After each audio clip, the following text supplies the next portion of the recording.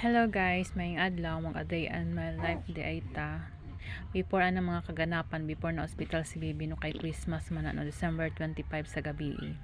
So nagkuan jud mi nag-prepare pod mi para magsalo-salo mi sa mga panihapon diri bisag pinobri ginagmay ra god. So aron po makaya sa mong bulsa nagpalit mig pakwan. Unya nagsugbara pod mig isda.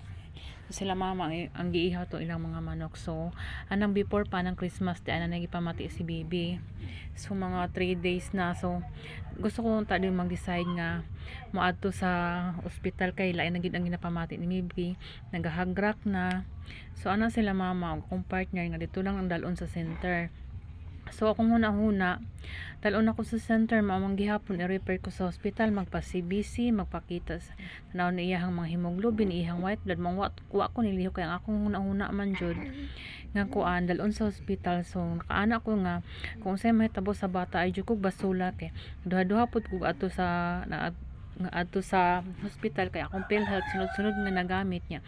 Ingnan ako kong partner nga kanang ihang PhilHealth ang gamiton. So dili man pud magamit to ihang PhilHealth kay ihang pangalan wala na klaro. So mas lalo nga wala na mo gidala. So pagka December 25 ana sa gabi di na gyud ako maagwanta ang bata nga gahagrak nagmaayo gahingal na dili katulog sigig alingasa pati pud ako dili ko katulog dili sigig alingasa.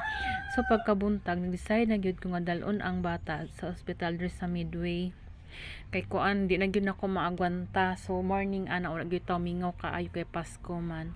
So pag abot didto kay kanang si Bibi kanang maglisod na jud ginhawa ni ana ang doktor nga maayo gani kay gidala ni sa hospital kay kung kuan mas madugay pa ni lisod na jud kayo kuanon ayuhon. So nadala gyud nako siya sa diri sa Midway kay alang mao ni yung pinakaduol nga kuan private hospital nga pinakabarato diri sa poblasyon.